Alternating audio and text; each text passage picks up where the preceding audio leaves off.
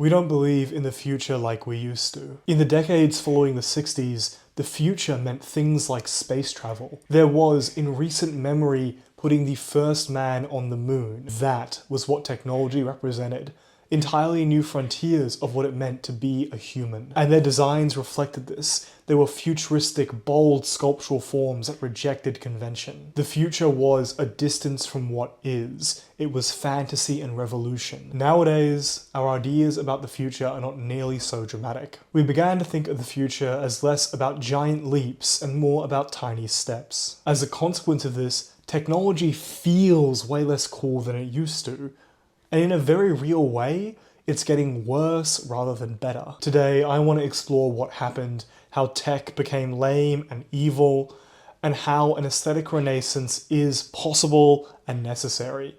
I think doing so is going to be the duty of this new generation and my generation. And I think the story starts from the decades following the 40s, as this whole period was defined by real revolutions. You had the political revolutions of communism, you had the scientific revolutions of Einstein, and you had the technological revolutions of the atomic bomb and the computer. In that period, we got the impression that whatever was new would completely reorder our understanding of the universe, as all these other revolutions had done previously. The grandeur of this felt like history. But as the magnitude of new discoveries slowed down, something changed. Things started to look more or less the same because they were.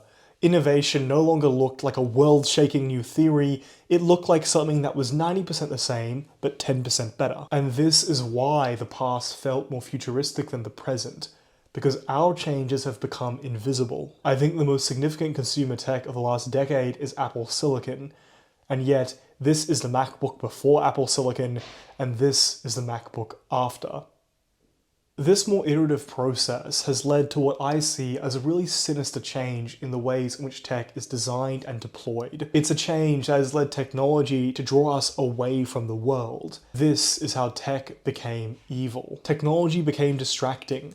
Ever since COVID, so much of our attention has gone towards platforms like TikTok, Instagram Reels, and YouTube Shorts. This stuff sucks. We all hate it. The world's best minds have invested billions of dollars to routinely give you a forgettable afternoon.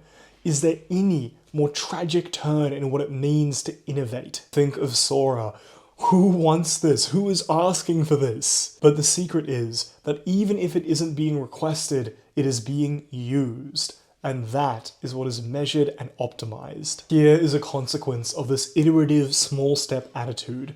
It leads to the tyranny of the marginal user. When technology is defined by small changes, short-term gains are the most observable win a company can get. Pursuing this leads to the tyranny of the marginal user. This is a term coined by Ivan Vendrov, who, after working at Google for half a decade, saw firsthand the force that makes software get worse over time rather than better. The answer is that companies are incentivized to get more users, even if those users get very little well-being or value from the product. Designing the experience for them simply produces more value to the company as opposed to designing the experience for their existing users. And unfortunately, the marginal user is quite well represented by a single-thumbed goldfish. Complexity, nuance, and concern for long-term well-being will scare them away, leading them to never open your app again and churn. Thus, user interfaces become stripped down, bare,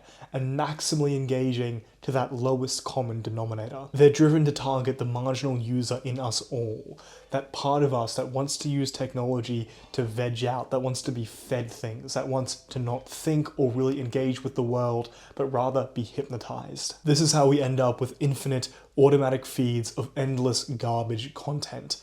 It is all to retain that marginal user. I think this is another huge reason that the past felt so much more futuristic than the present, because this current trend is pulling us into a digital black hole that so many of us lament and hate, leading to an incredible pessimism around technology. But now to the main question: how can we reconnect to an inspiring, embodied, and optimistic vision for the future? Is an aesthetic renaissance possible? Yes, because we are the ones designing and living in this future. I really think that right now the internet and these kinds of technologies are in their cigarette era, and we're all smoking indoors. These are new inventions with strong impacts, and we just did not understand the consequences of what we were putting out into the world and into our bodies. But we are wiser now, and we are getting wiser. Nearly everyone I speak to is sad about how much time they spend on screens. Collectively, we don't want to live this way, and we don't need to. And just like the story of retrofuturism began with those artists and inventors in awe at their unique place in history, I think that our revolution starts now, understanding our unique place in history as well. We have, right now, technologies that are incredibly powerful and very consequential.